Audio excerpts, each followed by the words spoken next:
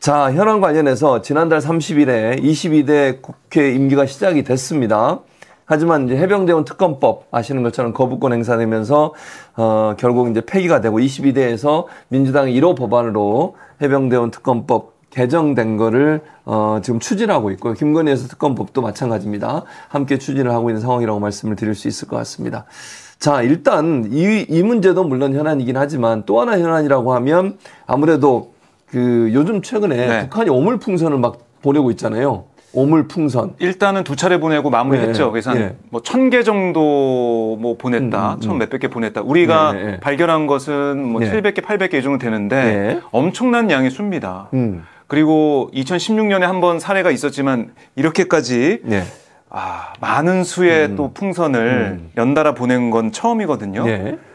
근데 왜 이렇게 됐느냐? 예, 왜 보냈을까요? 따져봐야 되지 않겠습니까? 그렇습니다. 결국에는 북한에서 얘기하는 건 그거예요. 탈북 단체가 쓰레기를 보냈다. 박상학 씨 얘기하는 쓰레기를 거죠? 보냈다. 네. 그래서 우리도 오물을 보낸 거다.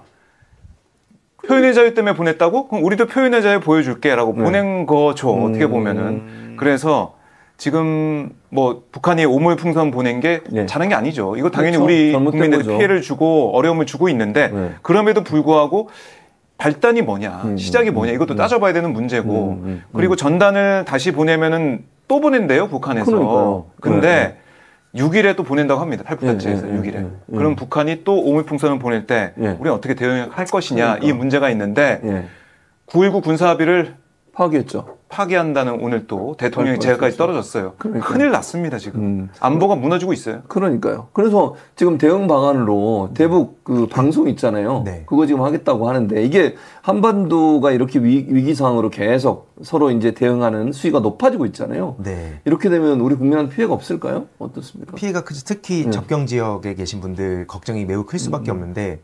근데 뭐 저 인사도 없이 그냥 황희두 노무현 재단 이사 아직 오셨습니다. 더워서요. 더워서 더위를 먹었어요.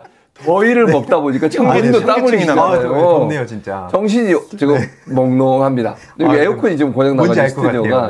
아무튼 공기가 좀 희박한 느낌입니다. 산소가 희박해. 빨려 들어가네요, 저도. 네, 그렇죠. 네. 근데 앞에 그 박정호 기자님이 또 중요한 지적들 다 해주셔서 거기에 다 공감을 하고요. 뭐 아까 접경 지역뿐만 아니라 안보 자체가 무너졌고 이게 예를 들어서 러시아 우크라이나 전쟁 이전까지는 좀 젊은 세대들이 특히 저도 스타 프로게이머 출신이지 않습니까? 그러니까 그렇죠. 이게 약간 게임처럼 생각하는 측면이 좀 있었다 봐요. 그러니까 현실에서 우리가 전쟁을 체감하지 않은 세대니까 이게 그냥 온라인에서 야, 뭐 어떻게 해? 막 이런 식으로 되게 센 얘기를 했는데 실제로 러시아에 있던 청년들도 특히 푸틴을 지지하던 그 젊은 남성들도 바로 30만 그 징집한다 그러니까 막 다른 나라로 막 도망쳤잖아요. 그렇죠. 그게 현실이거든요. 그러니까 결코 이게 센 얘기 한다고 그 우리들이 일시적으로는 그냥 속은 시원할 수 있지만 그게 결코 나은 답도 아니죠. 그렇죠. 그냥 민주진영의 그 지도자들도 멍청해서 대화하지 않은 게 아니지 않습니까? 답답하더라도 계속 대화하는 게 능력인 거고 그게 외교력인 건데 그렇죠. 그런 능력이 없으니까 계속 센 척만 하고 그러다 지금 적골하지 났다고 봅니다. 민주당 이재명 대표도 모처럼 되살린 한중일 정상회의 틀을 적극 활용해서 남북 간 대화를 모색해야 된다라고 얘기를 하고 있어요. 대화 채널을 복구하는 게 맞다. 이렇게 서로 보내고 뭐 또 대받아치고 이런 식으로 하는 것은 절대로 안 된다고 얘기하는데 윤석열 대통령 과연 이런 제안 또 이런 생각을 갖고는 있을까요? 어떻습니까? 갖고 있지 않은 것 같아요. 않은 것 같고 뭐 선제 타격 얘기도 예전에 나왔었고 강대강으로 뭐 우리 힘을 보여주자 이런 얘기를 생각을 하는 것 같아요. 그리고 우리가 앞서서 뭐 이 석유 수주 얘기도 했지만 지금 21% 한국갤럽 조사 결과 그것 때문에 지금 난리 가는 거 아니겠습니까? 그렇죠. 이번 이 상황 한반도 긴장 고조가 오히려 더 기회다. 지지 올릴 수 있는 기회다. 이런 생각 할 것 같다는 생각이 들어요. 그럼 정말 우리 대한민국이 불행한 건데. 그렇죠. 그런 생각. 그러니까 우리가 그동안 총선 이후에 윤석열 대통령이 여러 가지 카드를 내밀어 왔지만 영수회담이라든가 기자회견, 김치찌개, 계란말이 교수님 못 드셔가지고 표정이 좀 안 좋으신데 드시고 싶었을 것 같아요. 가기도 싫어요. 뭐 그거 좋아하시니까? 가기도 싫어요. 그냥 가게에서 먹을 거예요. 계란말이. 돈 주고 사주세요. 근데 그런 것까지 했지만 반응이 안 좋거든요. 그리고 뭐 맥주 파티했다고 이번에 국민의힘 의원들 만난 것도 많이 비판을 받고 있기 때문에 여러 가지 카드들 생각할 것 같아요. 그 중에 하나, 그러면은 이 시선을 바깥으로 돌리자. 북한과의 대치 국면 계속 만들어가는 그런 카드까지 쓰면 안 되는 카드까지 쓰는 게 아니냐 이런 우려가 듭니다. 지금. 그러니까 보수층을 더 결집시키겠다는 의도라는 거잖아요. 보수 결집 계속 결집해가지고 콘크리트 지지를 좀 만들어보자. 10%는 안 된다.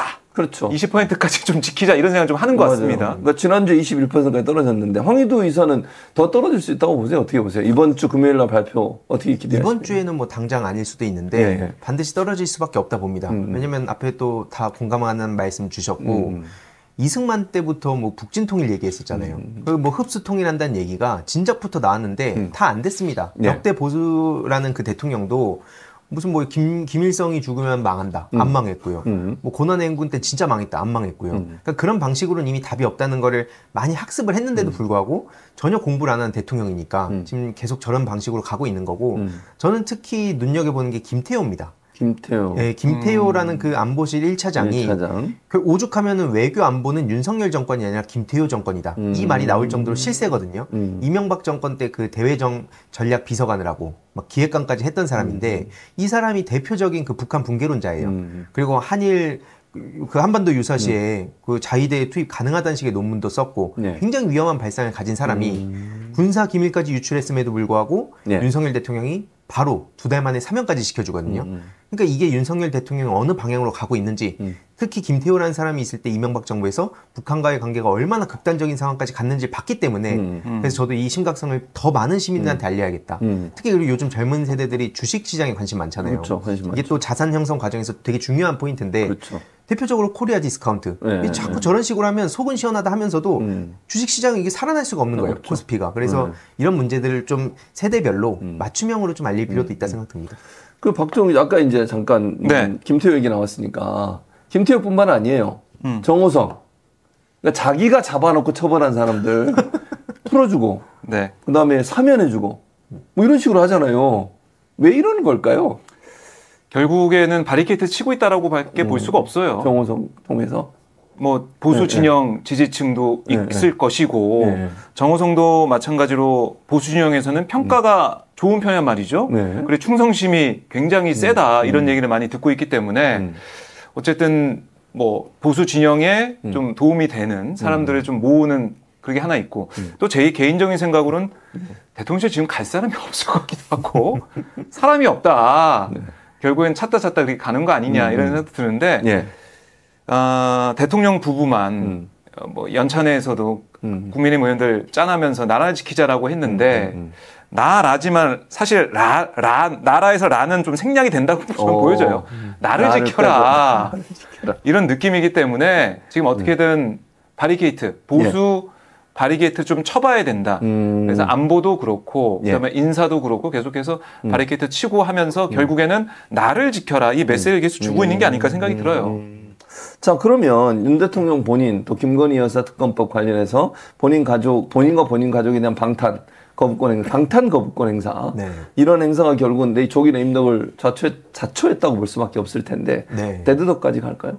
간다고 봅니다. 아, 그래요? 왜냐면 이게 뭐 김건희 특검 같은 경우에는 좀 진영 논리로 보는 지인들도 좀 있거든요. 뭐 정치 성향에 따라. 근데 최혜병 특검은 그렇게 볼 수가 없잖아요. 그러니까 해병대 예비역분들도 지금 막 분노해서 니네가 인간이냐 이런 식으로까지 비판을 하는데도 불구하고 대놓고 막 웃으면서 지나간 정치인도 있더라고요. 그러니까 그런 모습들을 보였을 때 아까 앞에 말씀하셨듯이 안보는 보수다, 경제는 보수다. 원래 이런 얘기를 했었는데 그게 다 무너지고 있습니다. 바리케이트를 이제 태극기 세력들로 치려는 것 같은데 결국엔 이따 뒤에 더 얘기 나올 몇몇 뭐 한동훈 씨라든지 이런 사람들로 인해서 그 바리케이트도 무너질 수밖에 없다 봅니다. 자, 첫 번째 안건은 넘어가도록 하겠습니다. 박정희 기자가 준비하고 있는 대답을 듣지 않고 넘어가서 두 번째 안건으로 넘어가 보겠습니다. 딴 생각하고 있던 아니요, 말씀하세요. 원구성을 해야 되지 않습니까? 상임위원장 배분도 해야 되고 지금 보니까 민주당 같은 1차 상임위원장 빼고 나머지 분들은 1차적으로 배분이 된 상태인 것 같고요. 상임위원장은 아직까지 결정이 안 돼 있는데 세 곳이에요. 논란이 되는 게 첫째 법사위, 운영위 그리고 과방입니다. 세 곳 반드시 민주당이 가져오겠다 이렇게 얘기하고 있는데 어떻게 전망하세요? 저는 이제 가져올 수밖에 없을 것 같고요. 그러니까 지금 국회 상황 취재를 해보면은 국민의힘이 내일 이제 개원 본회의 개원식에 참석하지 않을 가능성이 있다. 보이콧할 가능성이 있다라고 해요. 민주당만 합니까 그러면? 민주당은 야당만 들어가서 해야죠. 아니 보이콧 한다고 해서 이거 본회의 못 열고 개원식 못하면 앞으로 계속 국회 못 열어요. 그렇죠. 그래서 내일 11시에 국민의힘의 의총 열어가지고 어떻게 할지 결정한다고 하는데 현재로서는 민주당이 그럼 운영위원장 줄 테니까 법사위원장 우리 줘. 이렇게 협상은 이럴 가능성이 없거든요. 없어요. 그러니까 일각에서는 그런 희망 회로를 돌리고 있는 보수 진영 분도 계시더라고요. 운영위원장은 그냥 주자. 민주당 주자. 근데 법사위원장 우리가 꼭 가져와야 된다 이런 얘기를 하던데 민주당 쪽 취재해 보면은 말도 안 되는 소리다. 그건 전혀 없다. 왜냐하면 우리 학습 효과가 있어요. 21대 국회 후반기 때 어땠습니까? 김도우 그렇죠. 법사위원장이 하면서 아무것도 못했잖아요. 그렇죠. 그래서 패스트트랙에 태워서 했는데 너무 오래 걸려요. 11개월, 맞아요. 330일 걸리면은 그럼 윤 대통령이 330일 자리를 지킬 수 있는 거 아닙니까? 그러면은 결국에는 이렇게 플러스 되면서 계속 3년 지키는 거 아니에요? 그러니까 그런 걸 볼 때 민주당이 법사위 운영의 과방위를 가져오지 않는 모습을 보인다 그러면 바로 국민의 심판을 받을 거고요. 총선 민의를 받든 민주당이라고 하면 가져올 수밖에 없는 상황이고 꼭 가져온다는 약속을 하고 있습니다. 자, 근데 문제는 이제 논란이 만약 계속되고 이렇게 충돌을 하게 되면 의장이 이제 중요하잖아요. 네. 새로운 의장 지금 후보시죠. 아직은 이제 안 됐으니까 우원식 의장 하실까요? 어떻게 보세요? 네, 지금 여기까지 온 상황이기 때문에 뭐 다른 그 선택의 여지는 없을 것 같고요. 다만 이제 지금 이번에 민주당 내에서도 특히 이재명 대표님이 가장 그 분노한 당원들의 민심을 잘 읽었다 이런 평가도 많았잖아요. 그래서 그 여파들로 지금 다른 정치인들도 이 정도였어? 원래는 이제 강성 지지자라고 얘기 많이 했었는데 물론 여전히 그렇게 생각하는 사람들도 있지만 이번에 22대 국회에 들어가게 된 배경을 각자 알고 있는 사람들도 꽤 많거든요. 이 무서움을. 그래서 그러다 보니까 이런 게 다 안에서도 좀 영향을 주고 있다. 묘하게 좀 다선 의원들과 아닌 사람들 사이에서의 또 갈등도 있는데 그런 걸 다 종합적으로 우원식 그 의장이 되면 판단하지 않을까 싶습니다. 그리고 사실 이제 관례를 자꾸 얘기하던데요. 박지원 의장. 예를 들면 이런 거잖아요. 근데 그것도 말이 안 맞는 게 법사위는 항상 야당이 했었어요. 맞아요. 그 지난번만 여당이 한 번 했었지. 그리고 그때는 왜냐면 국민의힘에서 도저히 합의를 안 해주니까 그때는 18개를 다 하는 바람에 법사위원장을 여당이 한 거잖아요. 전반기 때 21대 전반기. 근데 항상 야당이 했었어요. 논리적으로 따지면. 물론 운영위는 또 여당이 했던 건 맞지만 여당의 원내대표가. 근데 국회 법에는 어떻게 돼 있습니까? 이거 꼭 나누게 돼 있습니까? 관례로? 투표. 법대로 좋아하잖아. 법대로 윤석열 대통령 법대로 좋아하지 않습니까? 법대로 하라고 맨날. 그럼요. 법치주의 얘기하고. 법치주의. 입만 열면 법. 그렇죠. 밥이 아니라 법. 밥 아닌가요? 먹는 거에 진심이시니까. 왜 법대로 하면 돼요. 그러니까요. 아니, 법대로 해야죠. 그럼 어떻게 합니까, 이거를? 그리고 21대 국회 법사위원장을 주면서 그때 민주당이 사실 패착을 한 거죠. 그때 아니 그럴 필요가 없고 역풍 걱정하다가 이렇게 되는 거 아닙니까? 법대로 하고 깔끔하게 책임을 지면 되는 겁니다. 그러니까 이거를 관례대로 하자고 해서 법을 어긋나는 그런 상황을 하게 된다면 그건 총선 투표 왜 합니까? 그렇죠. 할 필요가 없죠. 법이 왜 필요해요? 그럼요. 다수당 이럴 필요가 없어요. 그렇죠. 어차피 소수당이어도 우리 다 협상권 갖고 협의할 때까지 안 해줘. 그러면 끝이잖아요, 결국은. 국회가 그렇게 하는 거 아니잖아요. 국회법이 어떻게 돼 있습니까, 황유두 이사님? 제가 잘못한 거예요? 아니요, 그건 아니고요. 다수결로 하는 거예요, 그냥. 뭘 자꾸 이렇게 눈치를 봐? 그래서 18개 다 가져오면 되는 거예요, 제가 봤을 때는. 국민의힘이 관례 얘기를 하고 그러면 가져오면 되고 역풍 걱정하면 안 됩니다. 역풍 얘기하다 보면 그 역풍 얘기하는 게 역풍을 맞아요. 그렇죠. 18대 빵으로 출발하는 한이 있더라도 가야 된다. 그리고 우원식 의장 후보도 저희 뭐 오마이TV 인터뷰도 했지만은 얘기를 하고 있어요. 그러니까 이게 여야 합의 이걸 맨 처음에 얘기를 하겠지만 안 되면 결단 내릴 수밖에 없다는 얘기를 계속 하고 있는 상황이기 때문에 22대 국회 기대가 된다. 저는 개인적으로 이렇게 생각합니다. 자, 지난번에 국회의장 후보 선출 과정에서 이제 당선인들이 선출하는 과정에서 당원들의 민심과 좀 괴리가 일어난 거 아니냐 이런 것 때문에 논란이 좀 많이 있었습니다. 물론 뭐 지금은 그렇게 결정이 됐으니까 뒤바꿀 수는 없을 것 같고요. 다만 그걸 계기로 해서 당원권을 좀 더 강화시켜라. 당원들의 주권, 당원들의 권리가 당의 운영 과정에 좀 많이 반영됐으면 좋겠다 이런 얘기가 나오고 있는데 황희두 이사는 어떻게 생각하십니까? 매우 바람직한 방향이라 봅니다. 물론 그러니까 이 부작용이 없냐 그렇게 얘기하면 또 당연히 있죠. 왜냐면은 뭐 이 당원들이라고 해서 추상적으로 있는 거기 때문에 의견이 또 워낙 다르고 결국 그걸 수습하다 보면 누군가 불만 가질 수 있고 뭐 이렇게 될 수 있거든요. 근데 이걸 그렇기 때문에 변화를 주면 안 된다 그러면 그럼 민주당이 사회 전체적으로 개혁을 하자는 그 동력도 상실할 수밖에 없다 봅니다. 왜냐면 기득권들이 개혁 막을 때 딱 똑같은 논리거든요. 결국엔 5천만 원한테 뭐 그 주권이 주어지면 막 나라가 위태로워진다는 생각하는 사람들이 무슨 장관 가고 그러지 않습니까? 그러니까 이게 결국에는 이 직접 민주주의 쪽으로 가는 방향으로 가되 그런 여러 가지 부작용이나 우려되는 지점들을 어떻게 하면 보완할 수 있을까? 이걸 같이 병행해서 지금 민주당에서도 생각하고 있다고 보고요. 결국에는 이런 방향으로 가는 거를 아까 말씀드렸듯이 22대 국회에서 새로 그 국회의원이 된 분들이 특히나 이 중요성을 알기 때문에 왜냐면 그렇게 안 하면 다음에 어떻게 될지 뻔히 보이니까요. 그렇죠. 그래서 그런 더 이전과 다른 국회가 기대된다. 예, 알겠습니다. 자, 박정호 기자, 이 문제는 어떻습니까? 이재명 대표 이제 연임 얘기가 솔솔 나오고 있습니다. 네. 대표는 아직까지 입장을 밝히지 않고 있지만 정청래 최고위원을 포함해서 많은 분들이 이제 연임을 해야 된다라는 쪽으로 무게가 실리고 있는 것 같은데 대표가 어떤 선택을 하실까요? 어떻게 전망하세요? 이거 당원들의 뜻에 따르겠죠. 저는 그게 제일 순리고 바람직하다라는 생각을 해봅니다. 당원들이 명령은 그대로 따르는 거고 당원들의 뜻대로 법대로 하면 됩니다. 황희도 이사는 어떻게 생각하세요? 이재명 대표 연임에 대해서. 원래는 이게 의견이 되게 나뉘었었잖아요. 근데 지금 시점에서 보면은 연임하는 게 맞지 않을까 개인적으로 생각합니다. 왜 그렇게 생각해요? 왜 연임을 해야 되는 거죠? 왜냐면 지금 이번에 22대 국회에서 그러니까 많은 한 2만 명 가까운 당원들이 또 탈당을 했다고 하고 또 그리고도 지금 계속해서 이런저런 비판점이 나오고 있는데 무엇보다 지금 윤석열 정부가 대화가 안 되잖아요. 심지어 최근에 나경원 씨 얘기해 보니까 기가 막혔던 게 다수결이 아니라 국회는 합의의 원리로 돌아가야 된다는 얘기예요. 언제부터? 근데 말로는 그러니까 말은 맞는 말일 수 있죠. 근데 오선 의원 나경원 씨가 합의를 하고 한 거 한 번도 못 봤습니다.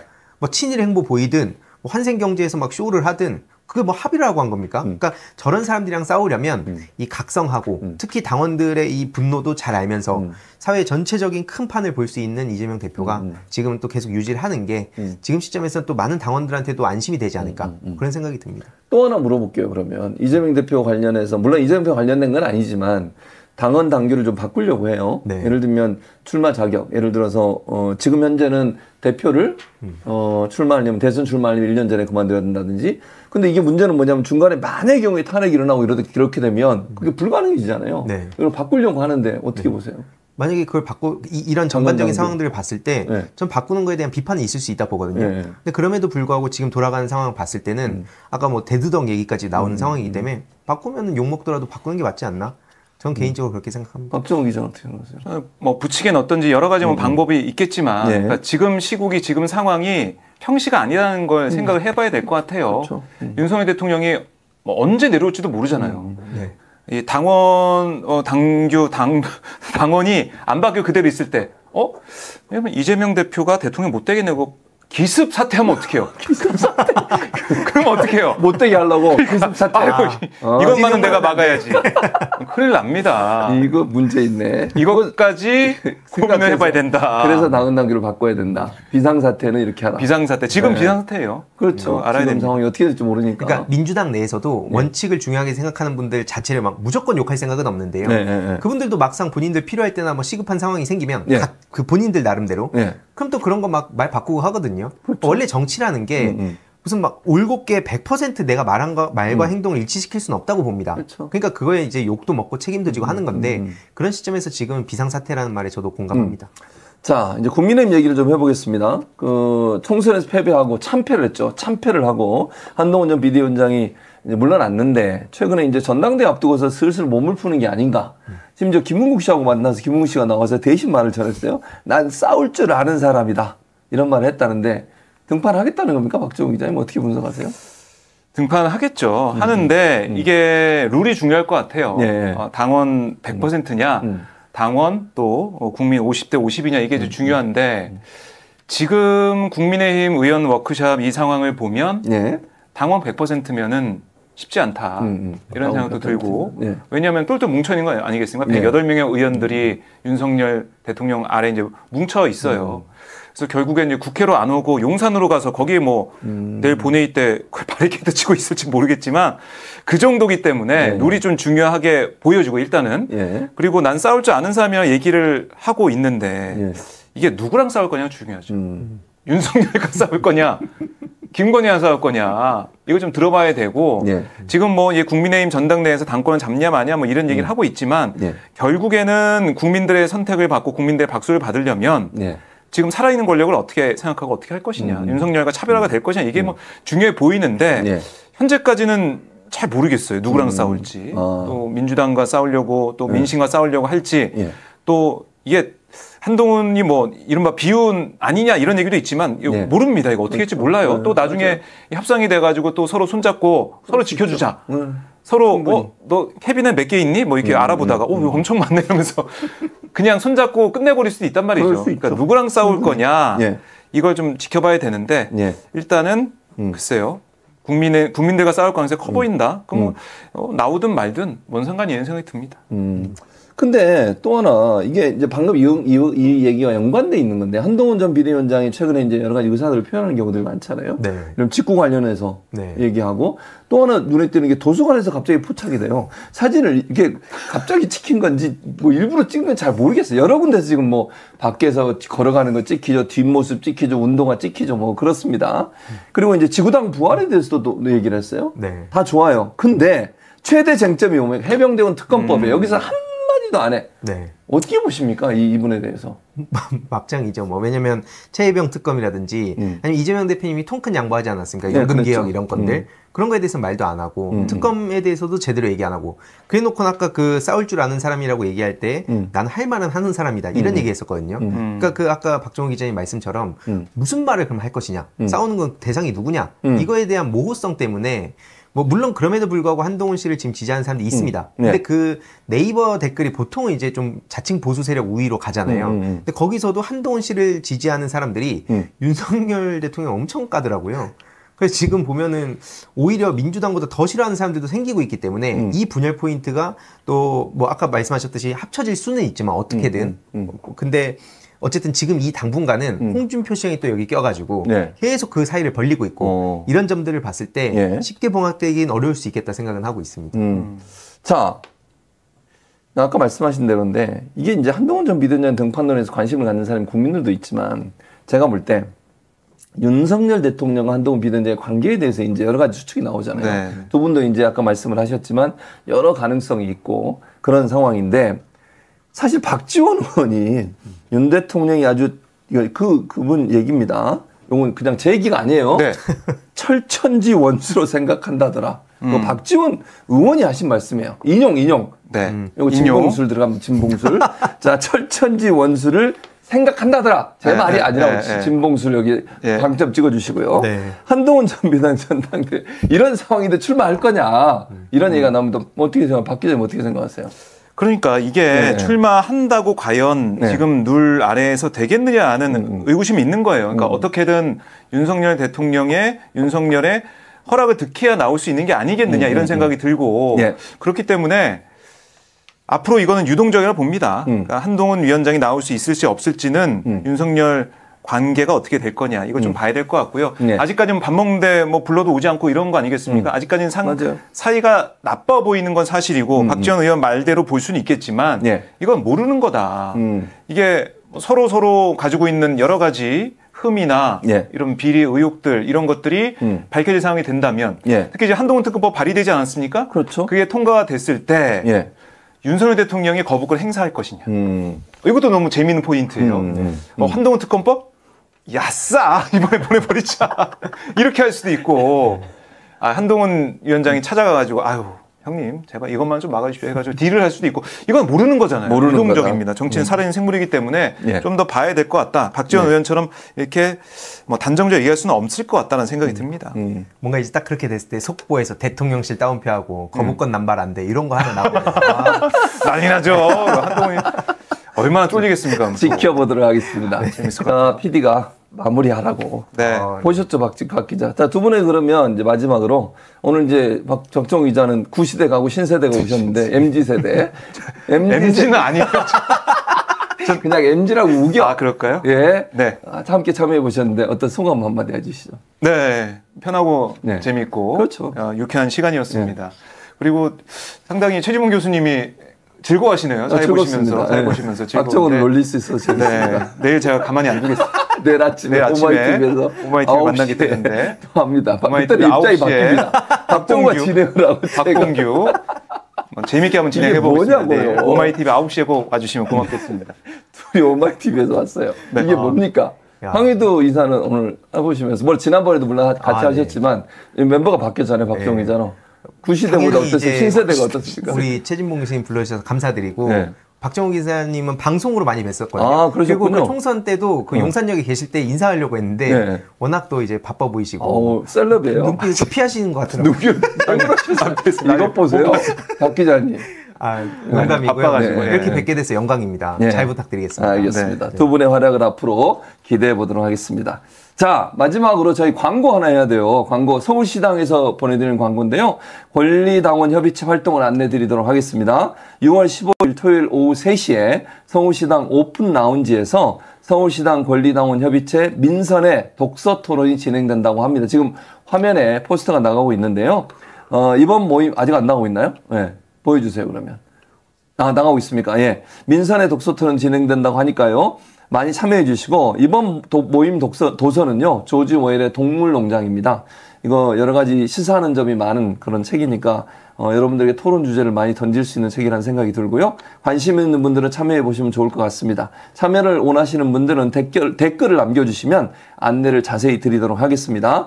6월 15일 토요일 오후 3시 서울시당 오픈 라운지에서 독서 토론, 민선의 독서 토론이 있다는 말씀 드리면서 여러분의 적극적인 참여를 부탁드리도록 하겠습니다. 힘차게 출발한 민서유 시즌4. 박정우 기자 그리고 황희두 이사와 함께 앞으로 열심히 달려보도록 하겠습니다. 여러분 오늘도 실망스러운 접속자 수지만 그럼에도 불구하고 저희는 중꺾마 중요한 건 꺾이지 않는 마음입니다. 네, 저희는 실시간 조회수와 관계없이 계속합니다. 박정우 기자 계속 웃겨보도록 하겠습니다. 화이팅입니다. 화이팅이죠? 네. 두 분 함께해 주셔서 감사하고 함께 인사드리겠습니다. 시청자 여러분 다음 주 화요일 7시 40분에 다시 뵙겠습니다. 감사합니다. 고맙습니다. 고맙습니다.